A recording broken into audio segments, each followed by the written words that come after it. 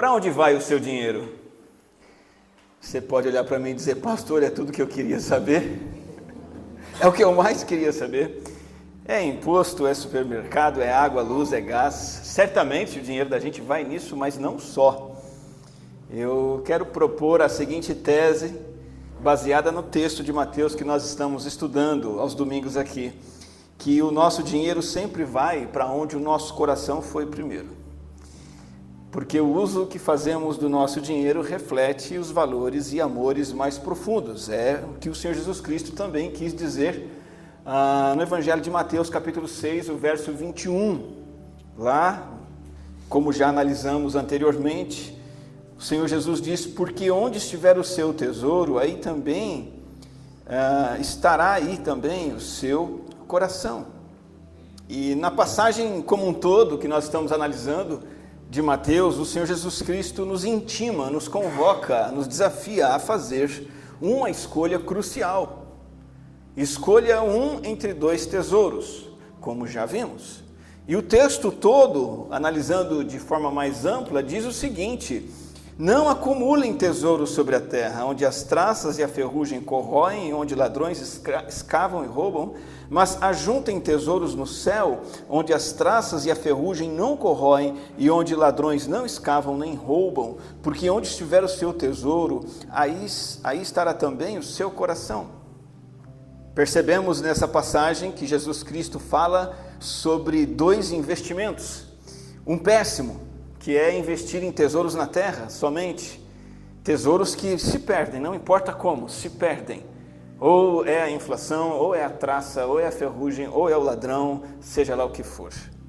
Então é desperdício levar uma vida focada nisso, olhar para isso, amar isso, acumular, ou ostentar dinheiro, ou ter um pouco de extravagância, ou muita, ou fazer dos bens materiais o tesouro da alma. Eles são muito fúteis para serem o tesouro da nossa alma.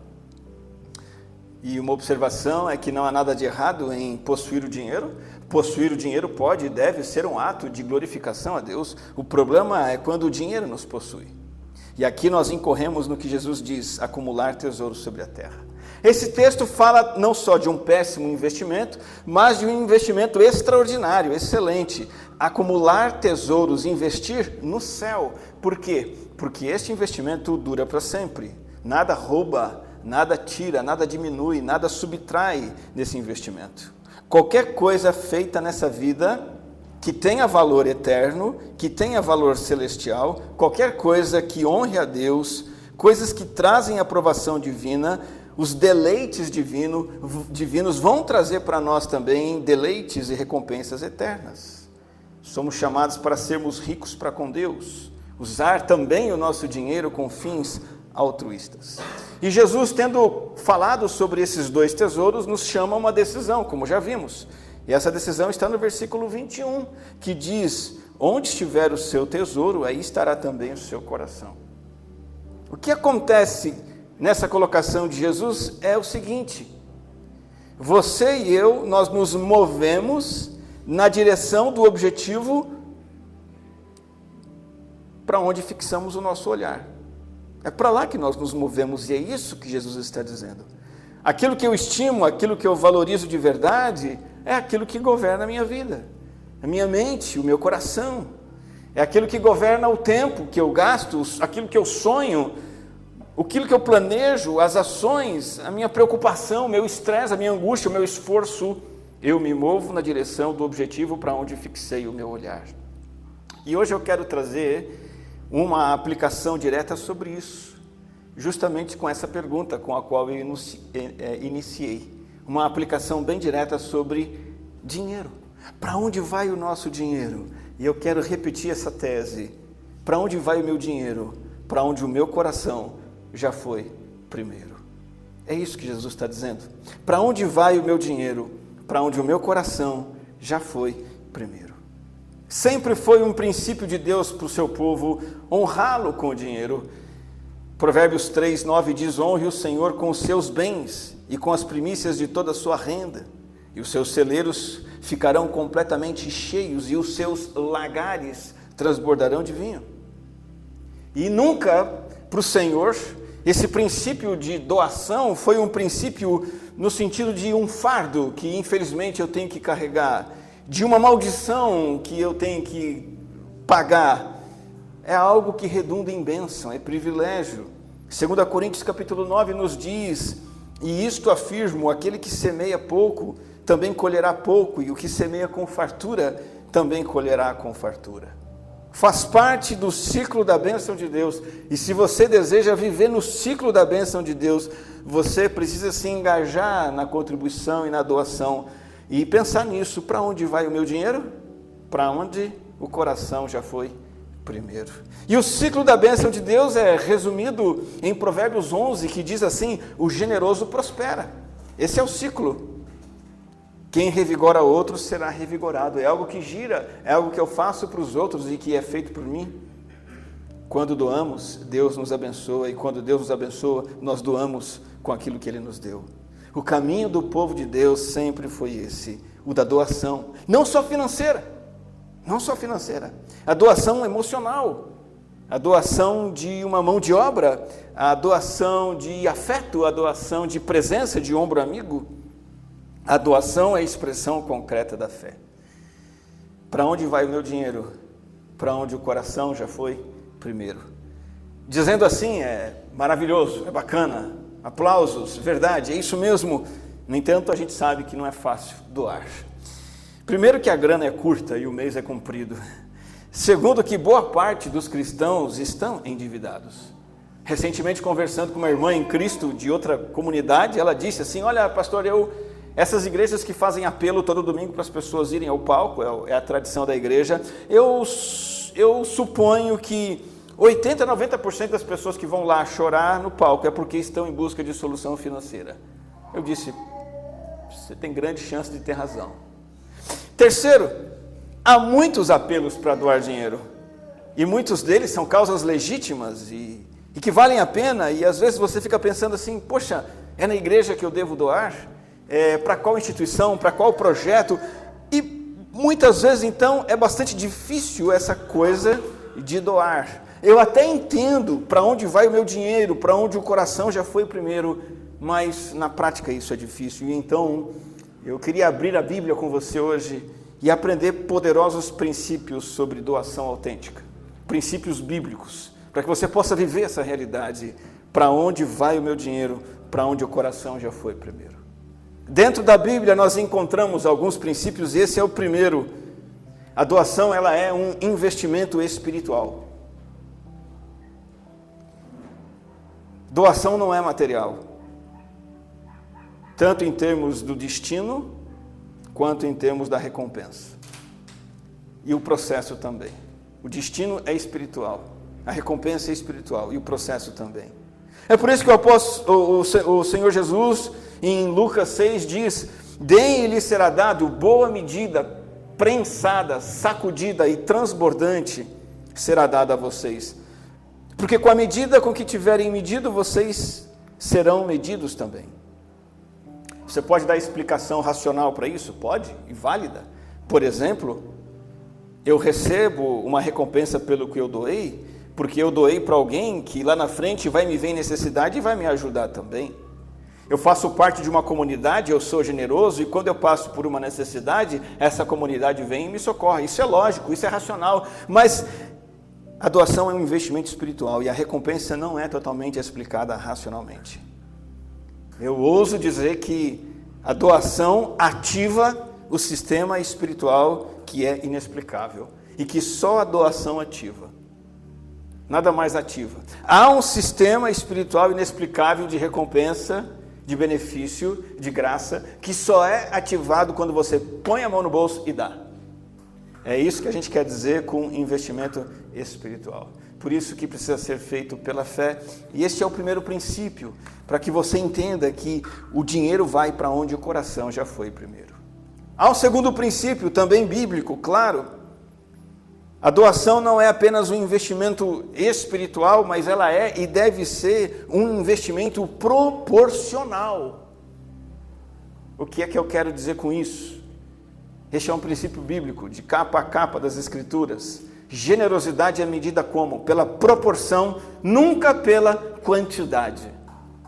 Deus não está interessado na quantidade, Deus está interessado na proporção. Deus quer saber da quantidade que você doa em proporção ou comparação com o que Ele coloca nas suas mãos. Eu vou ser bem matemático, bem claro aqui com os irmãos. 2 pessoas dão, num determinado mês de outubro de 2024, R$150. É bastante? Não sei. Depende. Digamos que uma delas ganha R$1.000. 150 é mais do que 10% do que ela recebe. A outra ganha 5.000.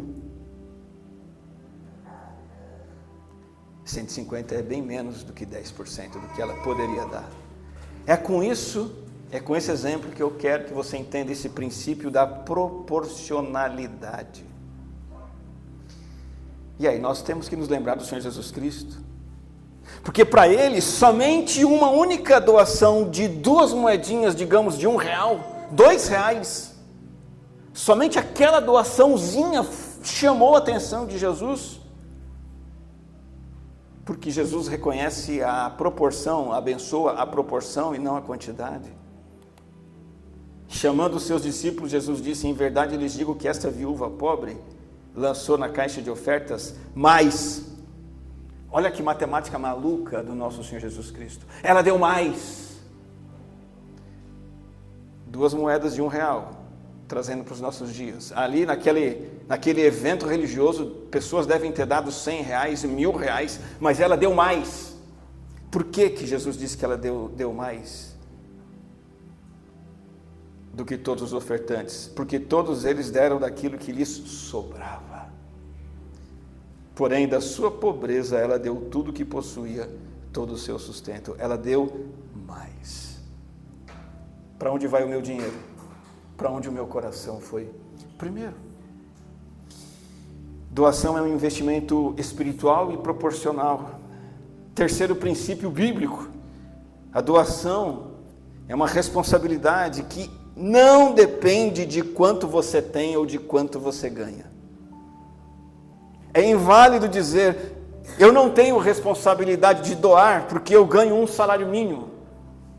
Eu não tenho responsabilidade de doar porque o que eu ganho está muito abaixo daquilo que eu preciso para a minha família.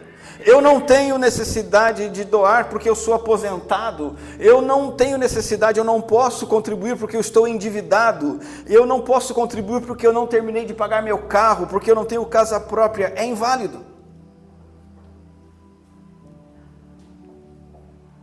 Doação é responsabilidade que não depende de quanto uma pessoa ganha. Qualquer valor que ela ganha já a torna responsável de contribuir. Eu vou repetir.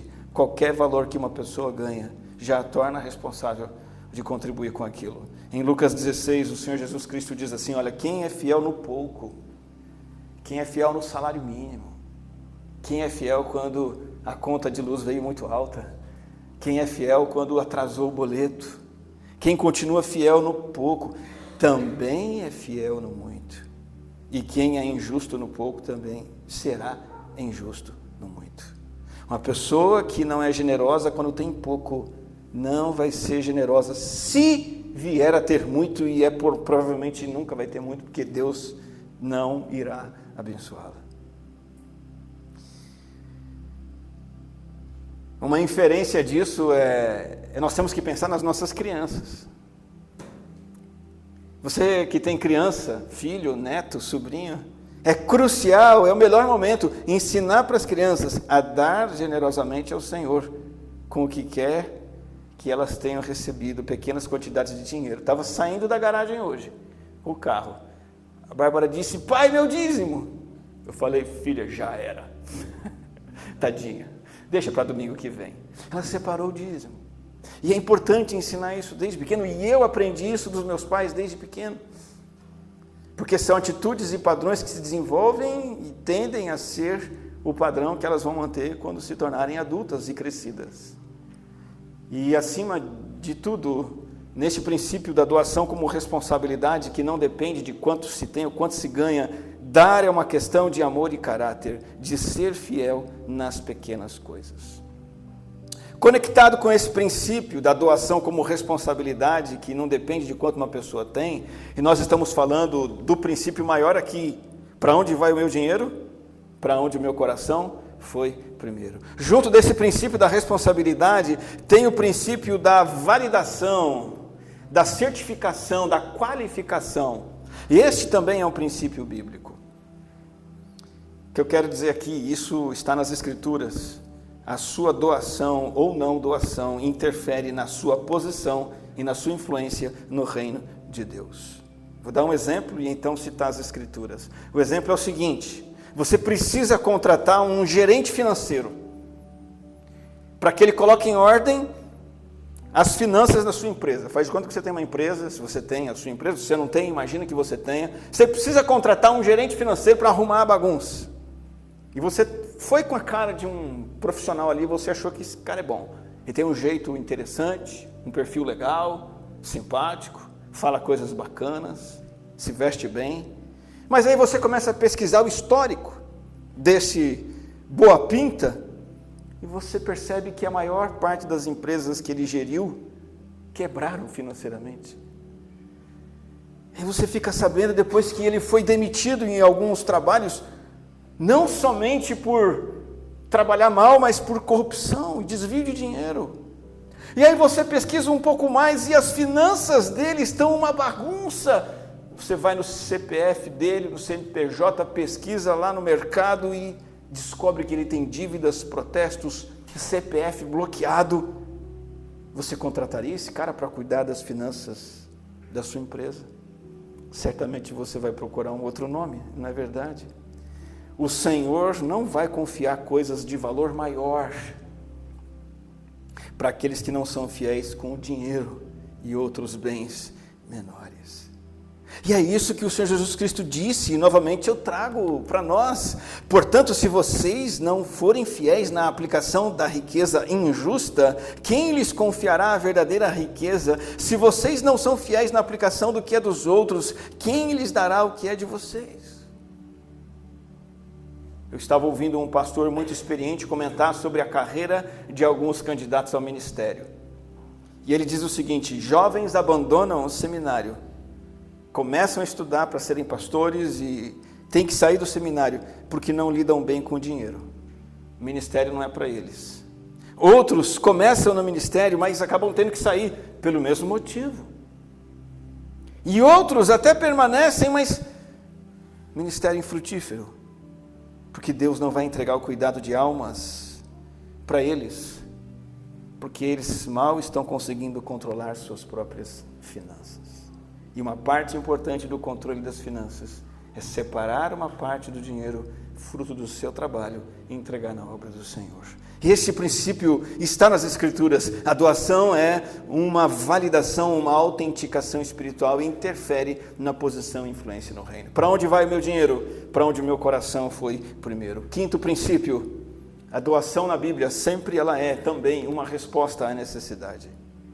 Seja a necessidade da igreja, da obra missionária, seja a necessidade de pessoas, seja a necessidade pontual, seja uma necessidade contínua. O Evangelho, meus irmãos, ele nos coloca nessa perspectiva de nos preocuparmos com outros. Quando não temos o Evangelho, nossa tendência é minhas necessidades, meus sonhos, meus planos. Mas se eu realmente abraço o Evangelho, não tem como eu continuar assim. Se eu realmente entendo o Evangelho, as necessidades dos outros se escancaram na minha frente e eu tenho ânsia por supri-las, porque eu fui suprido pelo Senhor. Cristãos devem dar de forma regular e sistemática ao trabalho e às necessidades do ministério, da sua igreja local e dos seus projetos missionários.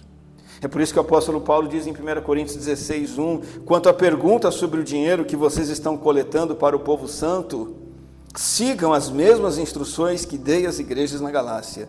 No primeiro dia de cada semana, separem uma parte de sua renda. E o texto vai dizer para trazer e entregar na casa de Deus, na igreja. Na igreja do Novo Testamento, a necessidade da obra foi suprida pelos santos, pelos salvos. Eles financiaram a própria igreja. A igreja cristã foi autossuficiente, foi autogovernável e foi autoexpansível, porque os fiéis supriram essa necessidade, porque doação é uma resposta à necessidade.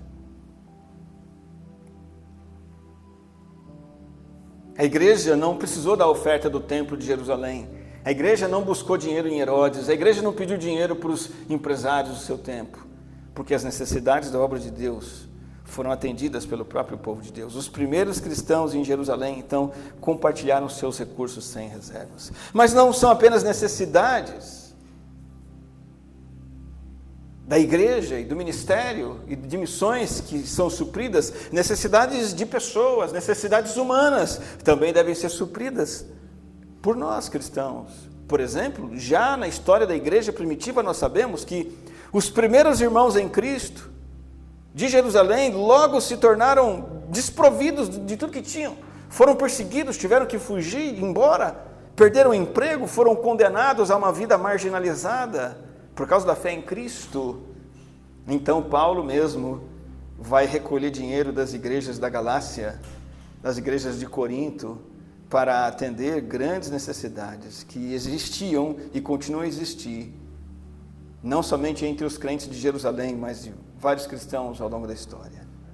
Você vai dizer assim, bom, mas tem muito charlatão por aí. Tem charlatão.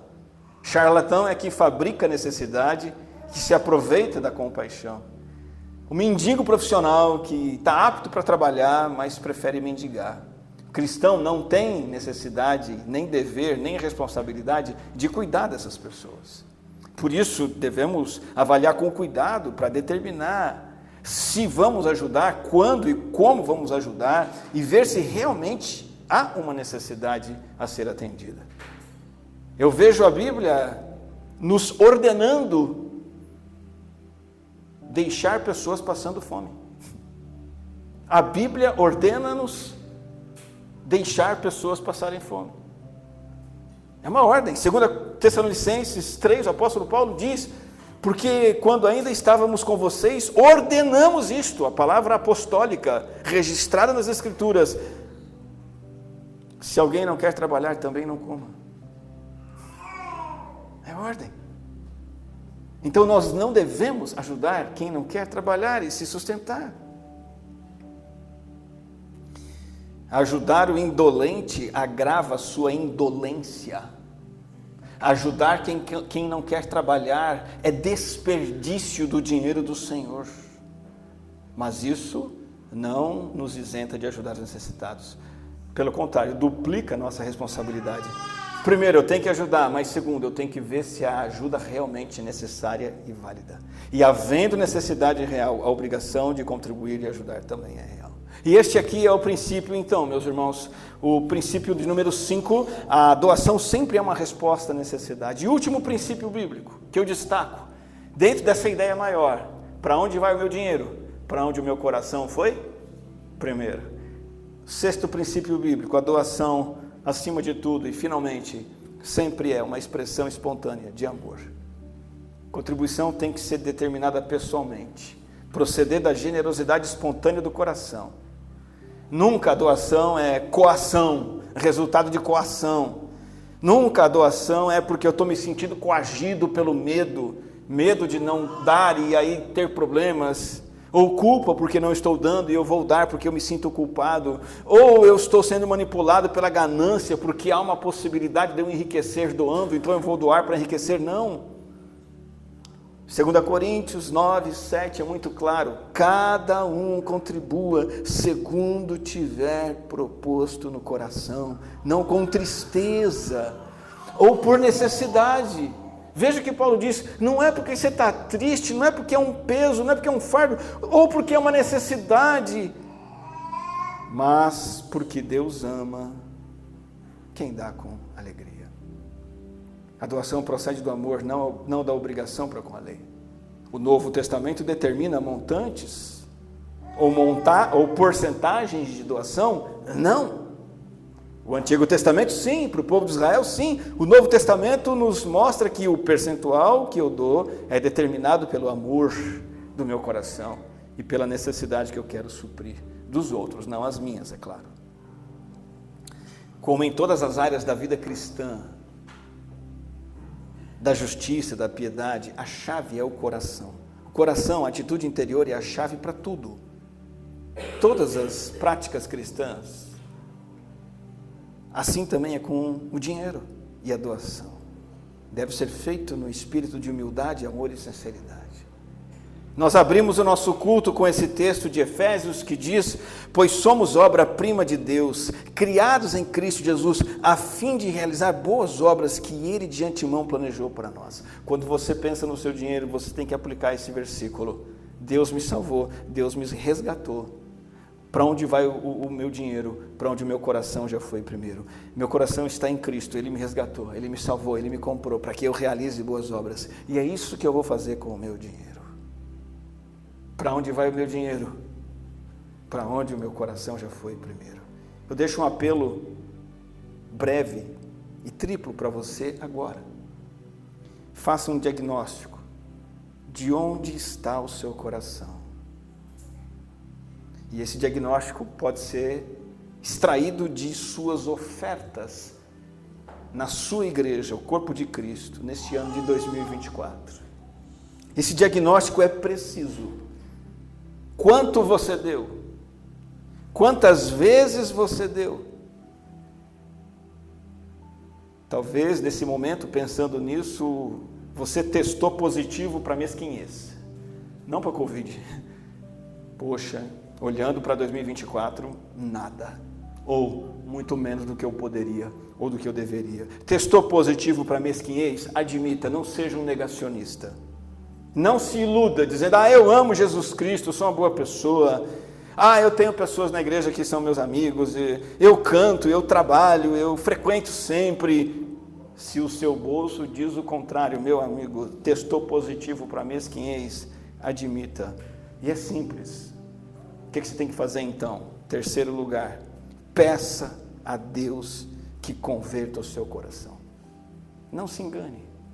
Pare de se enganar. Abre o coração para o Senhor. Diz: Senhor, eu sou mesquinho. O meu dinheiro não vai para a tua causa, porque o meu coração não está na tua causa. E eu fico aqui negando, e eu paro de negar. E peço: Senhor, eu estou amando e acumulando tesouros na terra, me perdoe, converta meu coração, eu quero começar a acumular tesouros no céu. E você começa a fazer isso doando, e você amplia isso doando mais e mais. E tudo isso aponta para algo maior. Quando o apóstolo Paulo pede doações para os crentes de Corinto, ele fala de Jesus para os crentes de Corinto. E quando ele argumenta por que eles deveriam doar, ele diz assim: olha, doem, pois vocês conhecem a graça do nosso Senhor Jesus Cristo, que sendo rico se fez pobre. E ele usa uma terminologia financeira. Sendo rico se fez pobre por amor de vocês, para que por meio da pobreza dele vocês se tornassem ricos. Esse é o seu Senhor, doador. Doou toda a sua riqueza, se fez pobre para você ser espiritualmente rico, eternamente rico. Jesus é o nosso exemplo supremo. Paulo diz: contribuam, porque o Senhor de vocês fez isso. Se Jesus tivesse dado todo o dinheiro do universo para você, isso não ia resolver seu problema, pelo contrário, ia afundar ainda mais a sua vida. Ele deu o que você realmente precisava, a riqueza inigualável, incomparável e sublime da sua própria vida, vida divina, vida perfeita, vida que pesa mais do que todas as galáxias juntas. A vida de Cristo foi dada a você e a mim. Ele se sacrificou pelos nossos pecados. Então, se você conhece essa graça, faça o mesmo. Quero terminar com uma última pergunta. E a pergunta é: como saber se eu estou no lugar certo com relação ao dinheiro? Como é que eu sei, Daniel, se eu estou no lugar certo nessa questão de dinheiro? E eu digo: quem tem a palavra final no seu dinheiro? Se a palavra final do uso do dinheiro sou eu uso para minha agenda. Mas se Se Deus tem a palavra final, então eu sou canal para usar o dinheiro para financiar a agenda de Deus.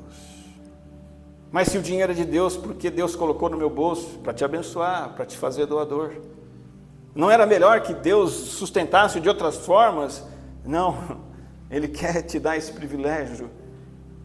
E Ele quer que você seja bênção, seja como Cristo. Para onde vai o meu dinheiro? Para onde o meu coração já foi primeiro. Curve sua cabeça. Tenha um momento com Deus agora. Permita que o Espírito Santo trabalhe no seu coração. E diga isso para si mesmo: Deus, para onde tem ido o meu dinheiro? Meu dinheiro vai para onde o meu coração está. E a partir de hoje eu quero que o meu dinheiro vá para aquilo que está na tua agenda, no teu plano. Eu quero usar o meu dinheiro para o necessitado. Eu quero usar o meu dinheiro para ajudar o refugiado. Eu quero usar o meu dinheiro para sustentar a igreja. Eu quero doar o meu dinheiro para a obra missionária. E ampliando este compromisso com Deus, isso não se trata somente do meu dinheiro, Senhor. Isso trata do meu pensar, do meu falar, do meu agir, do uso do meu tempo. Que o meu coração, como um todo, esteja voltado para o Senhor. E assim o dinheiro e tudo mais na minha vida esteja voltado, submisso, entregue, consagrado ao Senhor. Graças te damos, ó Deus, por este tempo. Graças te damos pela tua palavra que nos desafia, nos incomoda, nos toca, nos transforma. Venha, ó Deus, receber nossos corações, que eles estejam voltados para ti. Que o Senhor seja o nosso tesouro. E que, sendo o Senhor o nosso tesouro, tudo na nossa vida se volte para o Senhor. E, em particular, o nosso dinheiro esteja entregue, comprometido e consagrado para a tua causa. Senhor, nós sabemos que, ao olhar para nós, especialmente quando estávamos perdidos em nossos pecados, o Senhor não encontrou nada de bom. Mas o nosso desejo, tocados pelo teu Espírito, é que o Senhor transformasse o nosso coração, e o Senhor tem transformado. Dê-nos esse novo coração renovado e que se renova a cada dia, voltado para a tua obra, para a tua causa e para os teus interesses. Em nome do teu Filho amado Jesus. Amém.